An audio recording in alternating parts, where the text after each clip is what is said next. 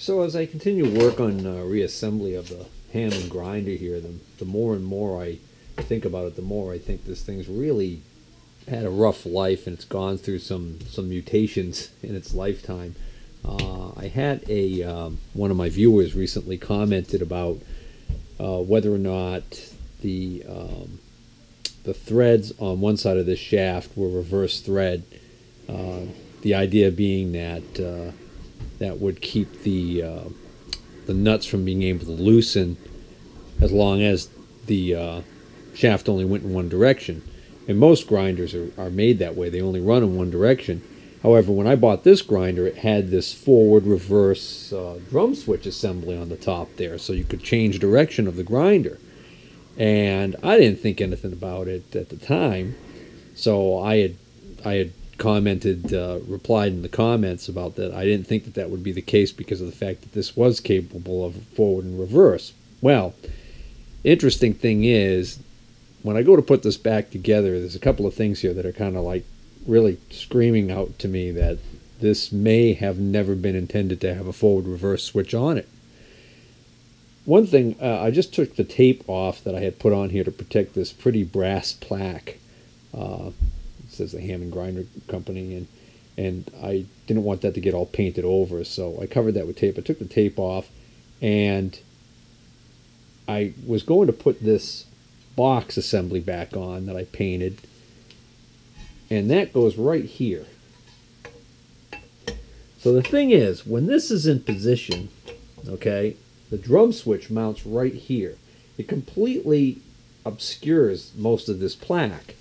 So I don't think that's how this should be. I actually think this whole box right here, and now that I look at it, I look at the quality of the welds. I mean, they're not bad, but they're just clearly, it's clearly this box was made by somebody. So here we can see this plaque. Clearly this is original.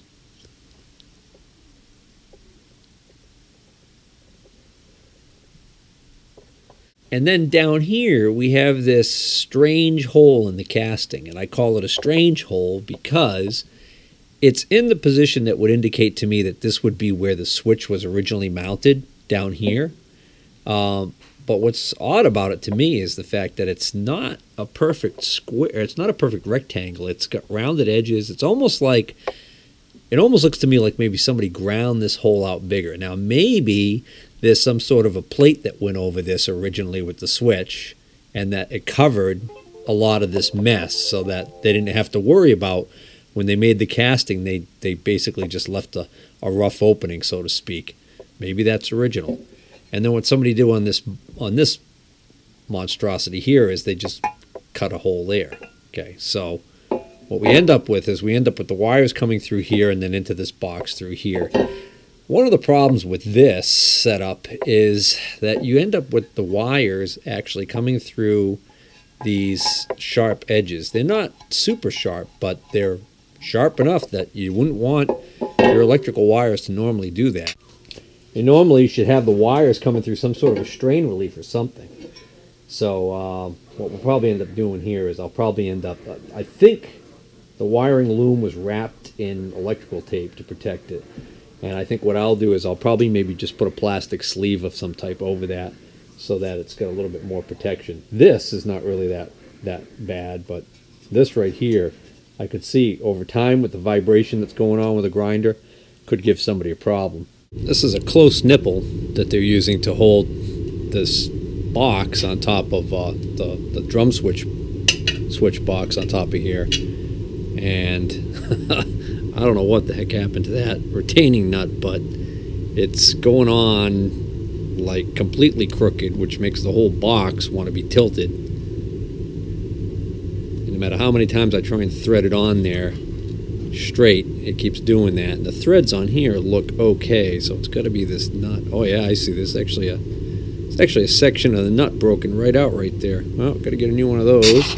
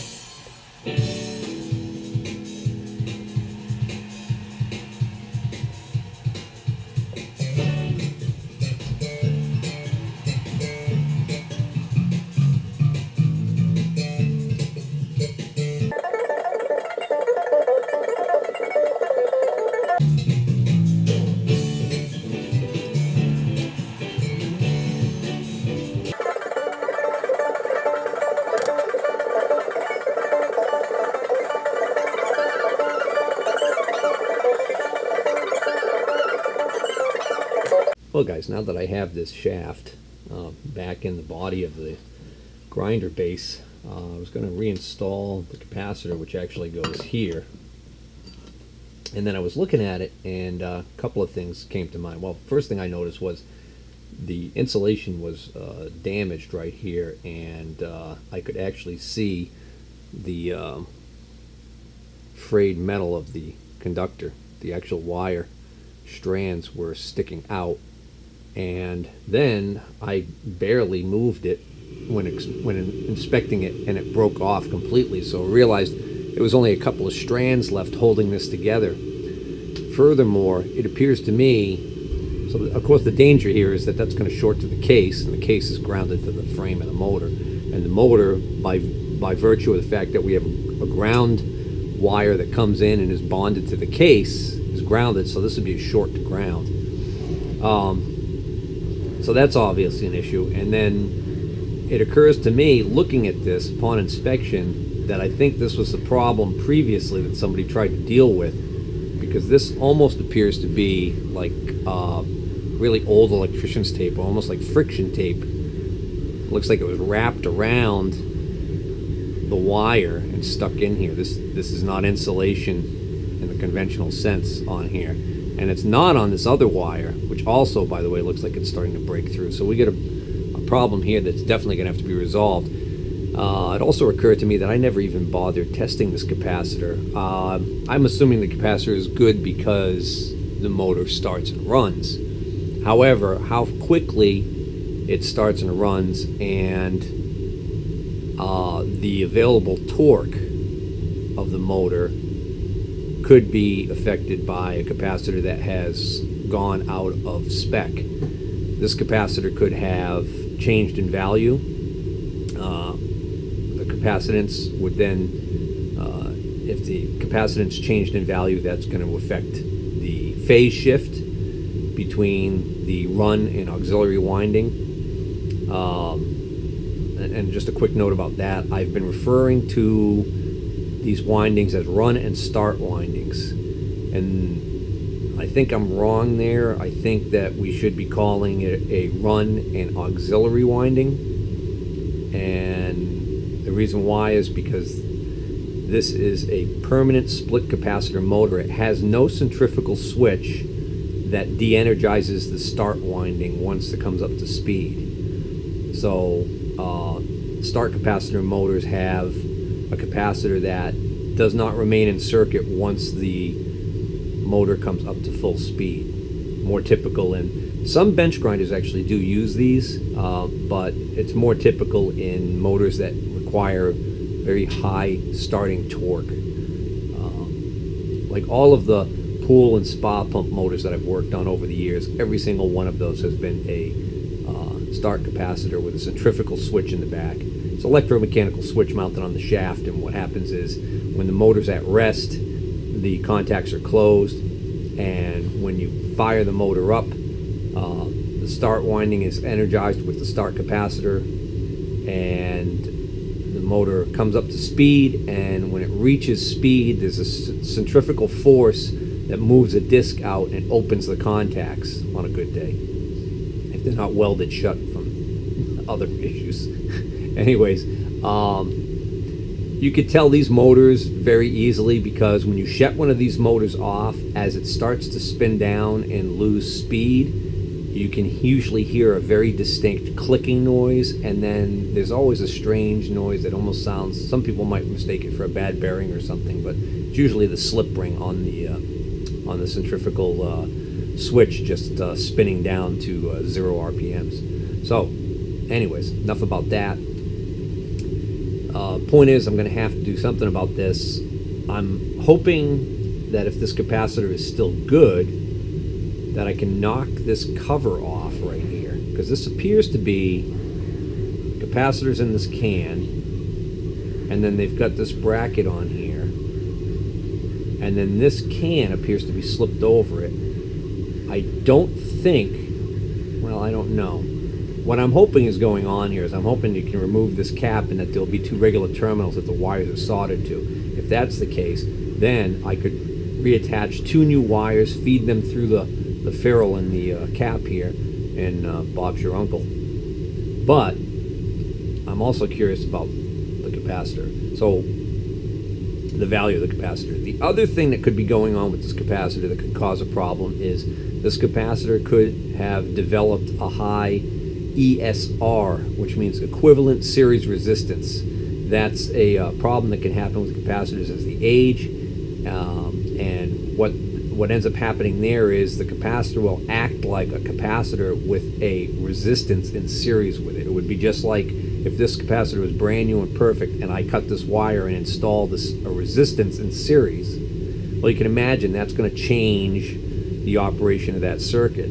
So that's the other possible failure we've got here. And leakage. The capacitor can become leaky, so to speak, and leakage would be, the best way to describe leakage would be, imagine if this capacitor was perfectly good and brand new and nothing was wrong with it, and I came along and I stuck a wire in parallel with this capacitor. A resistor in parallel with this capacitor. So I ran a resistor from this wire to this other wire that you broke off, so that current was allowed to flow through the resistor and back along with some of it. So some of the current would be, if you think of current as flowing water, some of the water would be diverted around the capacitor and allowed to go back to the circuit, as opposed to all of it going through here, which is what by design is supposed to be happening. So enough of that. Those of you who are regular viewers of my channel probably recognize this piece of equipment. I've seen it in the past. This is the Sencor LC102 Auto Z meter. This is a capacitor inductor analyzer. This is, at the time when this came out, this is, in my opinion, the finest capacitor analyzer on the market. And boy, the price tag on this thing definitely bore that out.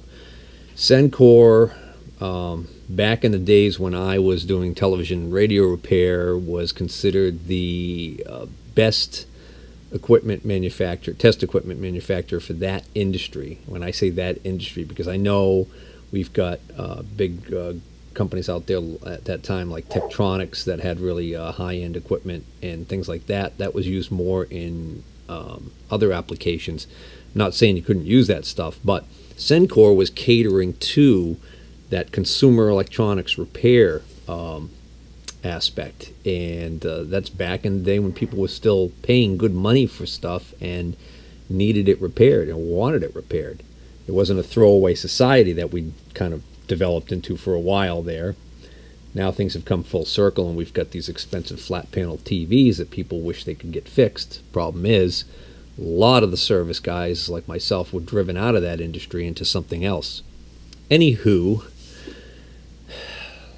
I believe they came out with the LC103, was the last version of this that they came out with, and that was an improvement over this mainly because it had a it was either a fluorotube or an LED readout, I forget which, for the display, which was easier to see.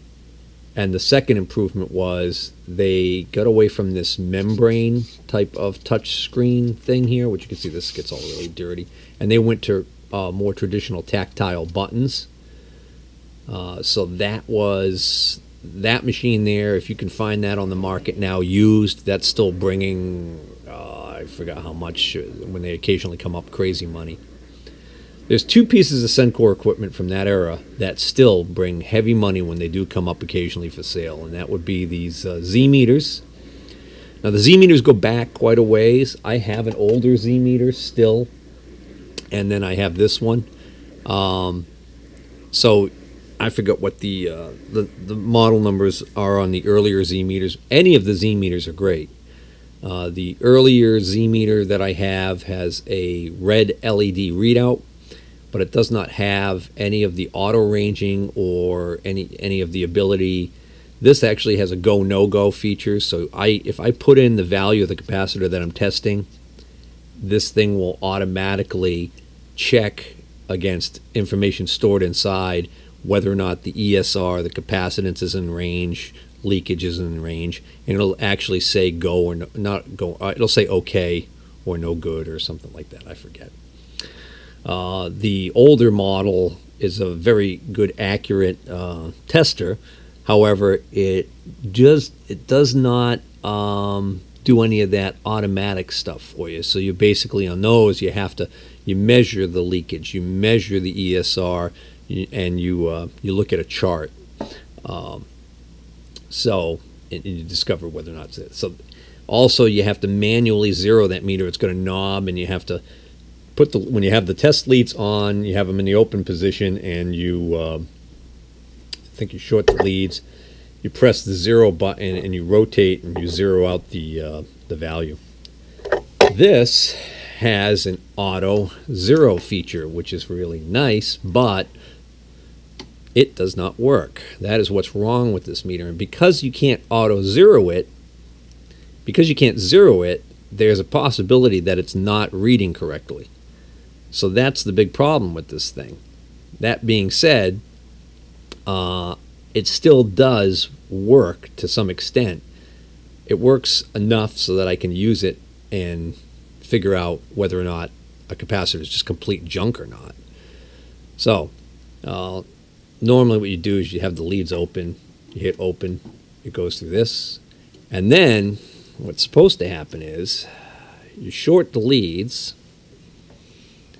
and you hit short, and it's not supposed to say error 4 and go back to 0. So error 4, I believe, I forgot what it says there, but it makes you think that the leads are bad. The problem is I bought brand new leads and it does the same exact thing.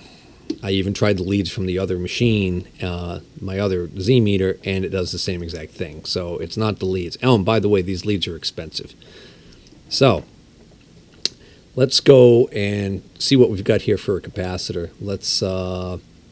We're going to go with aluminum lytic as the component type. This capacitor, I read the information I was able to find on it. Turns out that if I scraped off the black paint here carefully, I could see that this is an Aerovox, which is a company that's still in business today. That's spelled A-E-R-O-V-O-X. It says M09, I think. There's what appears to be a part number here that does not come up anywhere on Earth. And then most importantly is here it says 3-3 MFD. I know MFD is microfarad. 3-3 indicates to me that what they're telling me is that this must be a 3.3 microfarad. I may be wrong on that, but I think it's a 3.3. I think the reason why they use the dash is because I think they're worried that if they had put 3.3, that the point might not be seen and somebody might mistake it for a 33 microfarad, which I do not believe it is. And then over here it says VAC, which is volts AC, and before that I believe it is a 330 volt AC capacitor. So right off the bat, why is this a 330 volt AC rating on this capacitor when this is a 120 volt grinder? My suspicion is that the reason why they're using a 330 volt AC is because, remember, there's no centrifugal switch, so this capacitor stays in circuit the entire time the grinder is running. So I think that makes this capacitor a lot more robust and able to withstand, oh, I got a speech impediment this morning, able to withstand the rigors of being in circuit all the time. Did I just do that all out of frame? All right, so I apologize, but you heard what I was saying, right? So it's probably a 3.3 microfarad at 330 working volt AC. All right, so I tore that friction tape, or that old electrical tape, enough so that I think I was able to reach down and grab onto just the least amount of strands that are left accessible there. So hopefully we've got an electrical connection there. I don't know for sure what the value of this capacitor is, but let's just say for the hell of it that it is a 3.3 microfarad. All right, and then let's say for the hell of it that it is a 330 volt capacitor. Okay, so now this is telling me it's warning me with this flashing light to let me know that when I press the leakage test, that 330 volts is going to be present on this capacitor. So I've been forewarned. All right, so now what we can do is, let's do the first test, the easy one. Let's do capacitor value. And we can see that it's actually measuring 4.82 microfarad. So 4.8, 3.3, not actually too bad. Electrolytic capacitors are notorious for having a wide tolerance. Oh, I'm waiting for it to say that it's good, and I just realized I forgot. It's been a while since I used this thing. I forgot to put in the parameters for tolerance. Let's say that we're okay with this. It's basically just going to do the math for me. If we don't want to do the math and we want to be lazy, we can tell the machine that we don't want it to be more than 20% above, and we don't want it any more than 20% below. All right? So if the measurement, if the 4 point whatever that came up is more than 20% higher than 3.3, we should fail. Notice it says bad. Okay? So it's a good bad over here. Do that again. Bad. All right. So is it really a bad capacitor? No, not necessarily, because I only put in 20%. Some of the large electrolytics, I've seen them be out of spec over, 40% and still be considered to be okay. Or, wait a minute, I might be wrong on that. Hey, scratch that. Pretend I didn't say it. So I'm probably going to want to change this capacitor. Just looking at it, it looks old as dirt. So, and the capacitors are so cheap. The main consideration is I got to make sure I find something that's going to physically fit in there, be able to be mounted in there the way that this was. And I might have to just try and use this bracket again. I don't know yet. Not going to worry about that at the moment. Let's just go along with the test here, and let's look at the capacitor leakage. So 4 milliamps, that's a little high. Okay, there we go. So it takes a second. You notice it doesn't give an indication of good or bad right away. It lets the capacitor come up to full charge and then looks at, all right, so bad, and then immediately went to good.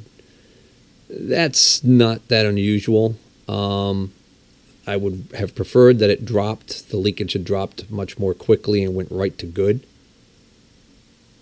So that's not going to be the main concern with this capacitor right now. It's the value being out of range. The capacitance being higher than normal will allow less current to flow through that winding, making it less efficient. And if the capacitor were to be lower than normal, that would be more current flowing through that winding. That would be real bad, because that could lead to the winding cooking. Over time, it can damage the insulation on the winding and destroy it. Let's look. We're not going to look at dielectric absorption. That's more important with other types of capacitors. But we are going to look at ESR. Okay, that's really high. That's really high. Yeah, that's over 1,000 ohms equivalent series resistance. So the only question left in my mind is the capacitor value being out of spec and the ESR being way too high, are those all functions of the fact that I'm not zeroing the meter because I've got a problem with the circuit in the meter that controls zeroing? And the easiest way for me to tell that is to just take a known good capacitor and see what it says. All right, so this is not a brand new capacitor, but it's a much newer capacitor. This is a GE capacitor. The value actually looks like 22. No, okay, I see. It's 5 microfarad at 370 volts. Okay, so that capacitor is close to what we're testing here. So let's see what the analyzer thinks of this capacitor. Let's just look at the value. So it's still set for 3.3. Let's change that to 5 microfarad. And let's check the value. Really? Well, I did not expect that. This capacitor is bad. I just grabbed this off of a motor. You know, I had the cover off that motor, so that motor had issues. It looks like I grabbed a bad capacitor. Leakage. See how that dropped really quickly and went right to good? That's That's a better leakage test. Look how that's dropping to 1.5 microamps. 0.5 microamps are jumping around there. But ESR, high ESR on this one too. Well, so looks like we're not going to get any anything conclusive out of this test as far as how my analyzer's acting, which is a bummer. But I think that the smart move here, the no-brainer, is to just replace this capacitor, just because it, again, you know, it just looks old as dirt. Just because I'm morbidly curious, here's a couple of start capacitors. These are for motors with centrifugal switches in them, and these are 250 volt AC. This one's 64 to 77 microfarads, so they actually give a range because they know the tolerance is so wide. And this one is 88 to 106. So just for giggles, this capacitor looks horrible. Doesn't necessarily mean it's bad. There's a little vent there. It doesn't look like anything leaked out of it. Maybe wrong there. Let's see. That's testing very low. I'm actually not surprised. See how the ESR is lower on this one. This capacitor looks almost brand new. No, that's a used one. It's just in much better shape than that last one. Whew, 96 picofarad. Yeah, that, I don't think that's going to be a, I don't think that's going to be an issue with the analyzer not reading correctly. I think that's definitely a bad cap. Oh, wow. All right. I don't even know why I had these on the shelf. Probably pulled them from motors and forgot about them. Gee whiz, that one there looks like hell and is actually testing better than that one there. Oh, well. Hey, don't laugh. It's paid for. This is the Z-Meter 2, the LC75. This is the first Sencor Z-Meter I ever used when I started working in electronics. This originally was purchased brand new by the first company I ever worked for, where I ever had a paying gig as a technician. And I had a really good relationship with the family who owned the business over the years. Eventually, the business ended up closing. The building was just left pretty much untouched. A lot of the stuff that was in that building sat there for years and years. Eventually, the roof on the building began to leak, fell into disrepair. This was sitting on a shelf in the service area where I worked for years, and it just sat in there, and the unheated building with the leaking roof, water had come, the suspended ceiling in that area had actually collapsed from being waterlogged, from water leaking down through the second floor. This was on the first floor. So you can imagine how much water was getting into this building. We had a tornado blow through here this past summer, and it damaged the building to the point where the town mandated that it had to be torn down. So the building is now leveled. It's gone. Long story short, though, at some point I was able to contact the son of one of the owners and was able to get in there, and I saw this poor thing sitting there. And those of you who watch my channel regularly have seen my Sencor SC61 oscilloscope. That oscilloscope came out of the same situation, but the difference is with that oscilloscope is that I went completely through it. I didn't recap it or anything like that. What I mean is I took it apart, cleaned it all up, cleaned all the switches and controls, and it worked perfectly fine. And I still use that scope occasionally. This needs the same treatment, but in a testament to the quality of Sencor equipment, even though it's been sitting and neglected, this thing still powers on and does anything. It's just amazing. So as I had previously mentioned, this does not have the auto zeroing capability, so we leave the test leads disconnected from each other and we push the value button. And we rotate this potentiometer, which is probably a little crusty, although it feels actually pretty good. And what we want to do is we want to rotate this potentiometer until we zero this readout. And now this thing should be ready to give us a test. So let's start with our crusty old grinder capacitor, the one that started this whole fiasco. This doesn't have an exact voltage, so I don't want to go to 400. That would exceed the maximum, 330 volts. So we'll just go to 300. That should give us a good idea. But the main thing we want to know is, what's this going to say for value?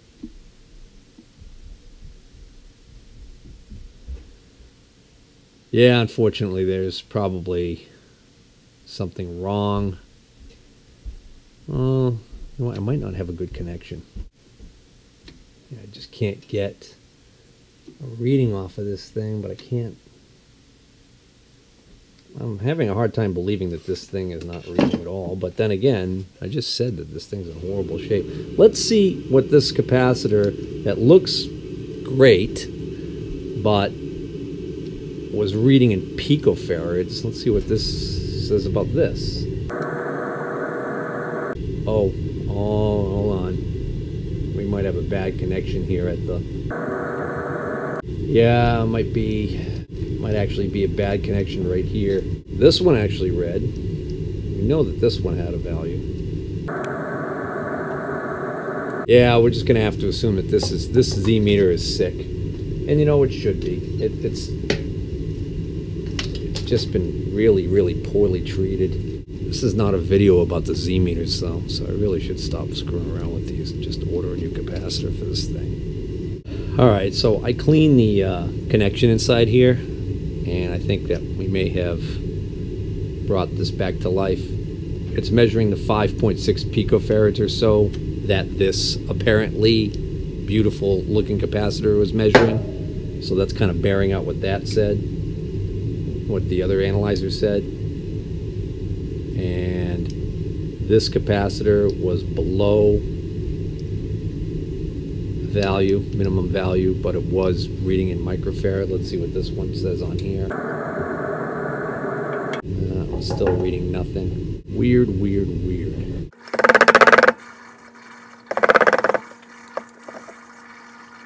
Oh, there's a surprise.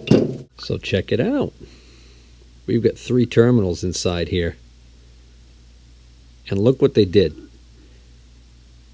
First off, why are there 3 terminals? This is a dual capacitor. There's actually 2 capacitors inside one package. These are typically used in HVAC applications, like the condensers or outside compressors for air conditioning systems or heat pumps. And what they usually use is they use one of these capacitors for the start capacitor for the compressor, and then they'll use the other capacitor for the fan motor, for the big fan on the top. That leads me to believe that this capacitor is not original to the grinder. This is something at some point somebody put in here. That's disconcerting, because now we're never going to really know what the proper capacitance that should have been in here is. We'll just have to hope that they were trying to recreate the correct capacitance. Look what they did. They've got this connection and this connection tied together, and this was one of the lead. This is the lead that broke off, and there's your friction tape, or the old electrical tape. Okay, so in effect what they've got is they've got this capacitor, and because this is the common to the 2 of them, and this capacitor are in parallel with each other. When you put capacitors in parallel, they add capacitance. So if we take a 2 and a 2 and we put them together in parallel, we will end up with 4. So this really is kind of weird. I wonder what the heck these are going to test as. And also, if you notice right here, you see that? This right here is the oil that's inside this capacitor. It's leaking out around this connection, which is definitely bad. Alright, so I'm going right on the connections here, and I'm still getting the 4.8 microfarad. So now what I'm going to do is I'm going to separate these 2 wires Actually, they took the time, whoever did this, they actually took the time to tin these with solder to keep them from coming apart. So we'll just cut that.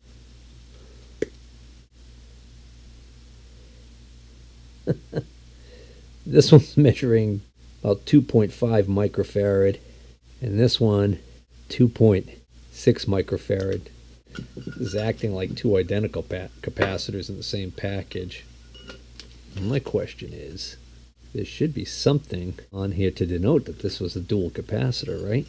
It's been a couple days since I was playing with this capacitor conundrum, so to speak. I decided I couldn't leave sleeping dogs lie, so I ended up grabbing my meter that has a built-in capacitor checker in it, and interestingly enough,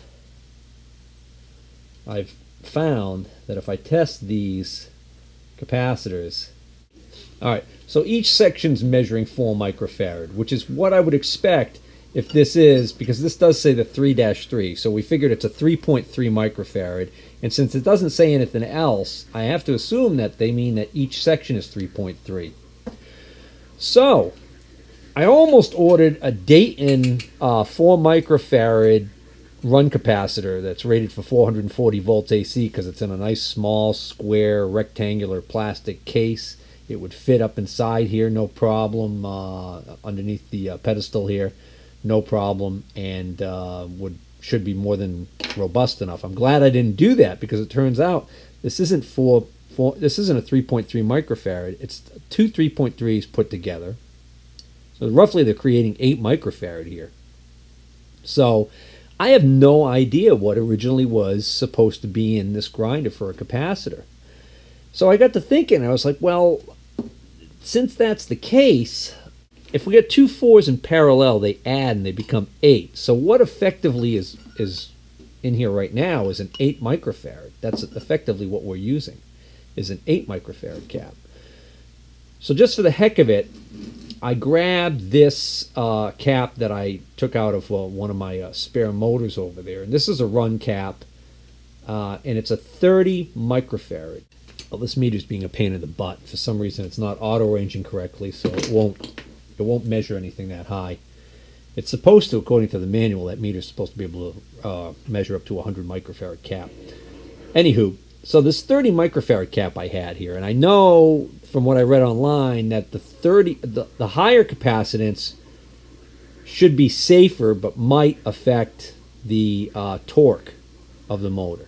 So in other words, if the capacitance is too high or higher than what it should be, I may suffer some loss of torque, but it should be okay as far as not harming anything.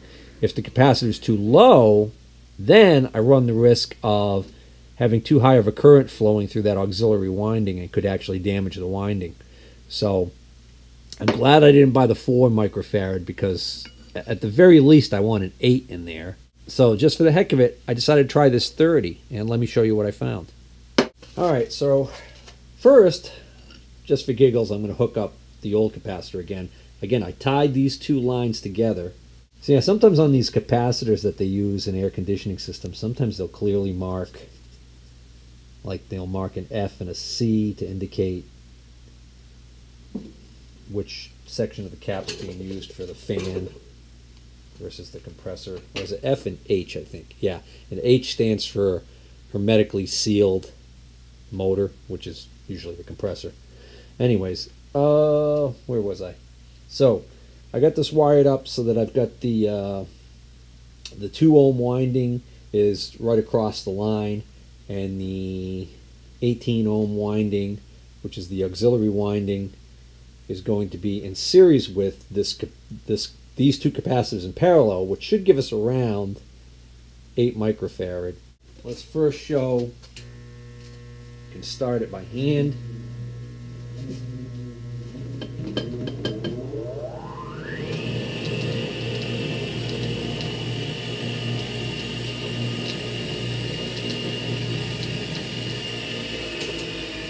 Okay. Now let's throw our 8 mic cap on the circuit.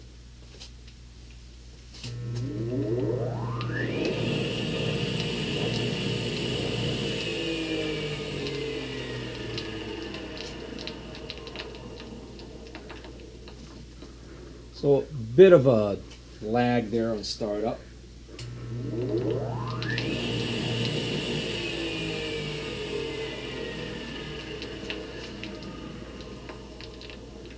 Not horrible.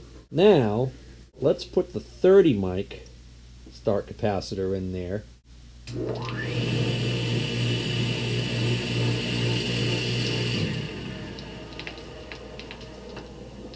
Lot faster startup there.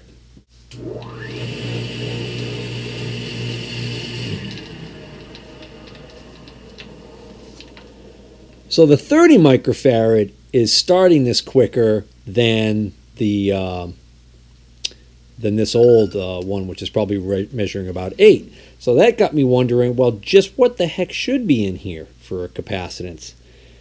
So I think what I'm going to do is I'm going to see what happens if I try and add a little more capacitance even to see where the heck, maybe I can come up with some kind of a sweet spot. Now, there is a way that I can actually determine the optimal capacitance to run this thing, and it's a little tricky. What it involves is I actually would put my dual trace oscilloscope on here, and I would look at the phase relationship between the two windings.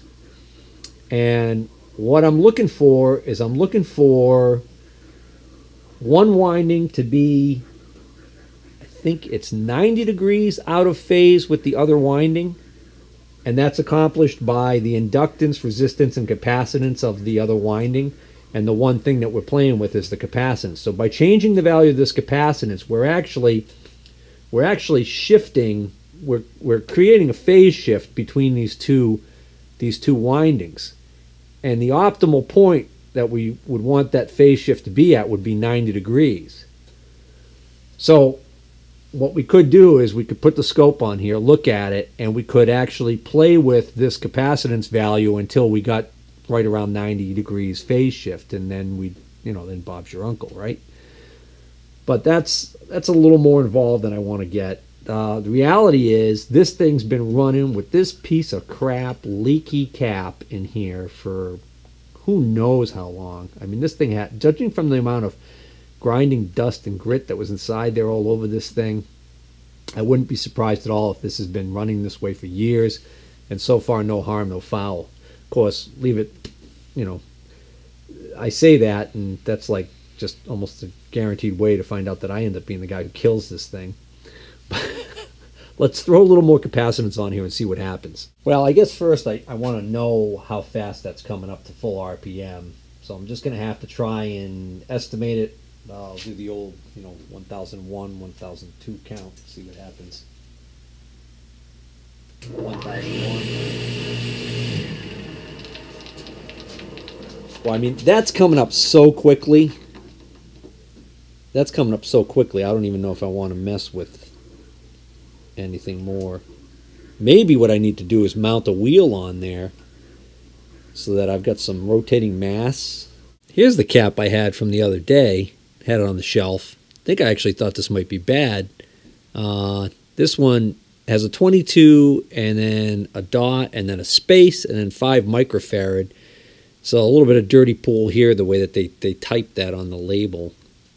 Turns out, I looked it up by the part number here, the 97F9604, which is obsolete. It's a 22.5 microfarad capacitor. So they're trying to say 22.5 here, but it's kind of ambiguous the way they did that. Anywho, so that's 22.5, so that's a significant bump over the 8. So let's throw that in parallel. Let's throw that in parallel and see what happens. All right, so again, first just trying it with the, we say that was a 30 mic?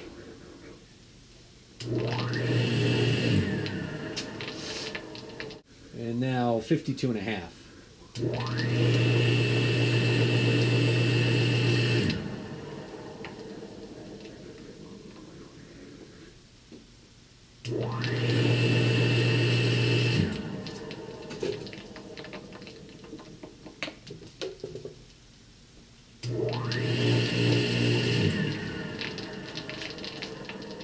Definitely faster without. So 52.5, just a little bit slower start. than the 30 alone. All right, I put one of the wheels on. Add a little bit of rotating mass to this thing.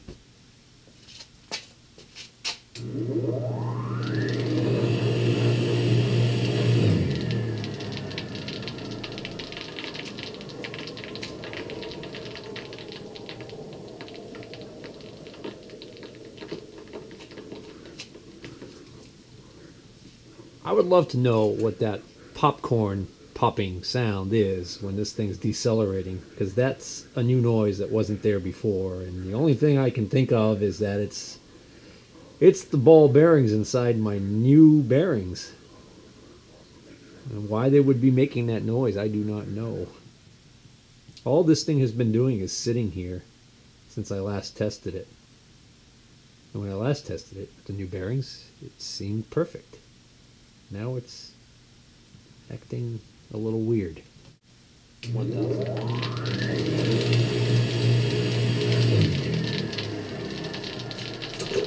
All right, so now with that rotating mass on there, I can count to 1,002 before it comes up to full RPM.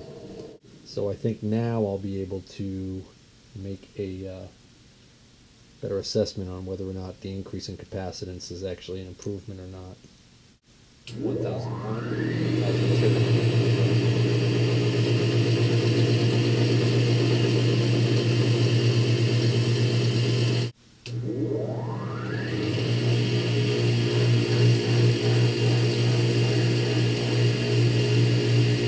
It almost sounds like it's reaching a higher RPM when I don't have that capacitor hooked up. I wonder if I can actually perceive a difference while it's running if I disconnect the capacitor.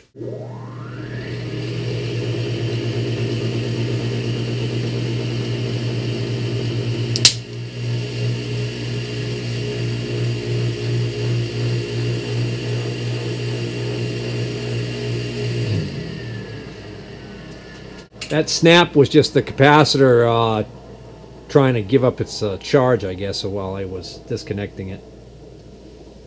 But there's a oscillation, vibration there that's being amplified by the workbench, and the rate of that oscillation is definitely different depending on whether or not I have the auxiliary capacitor hooked up or not. So if I go from the 30 to the 52.5, there is a definite change. I can't tell right now whether or not it's an improvement or not.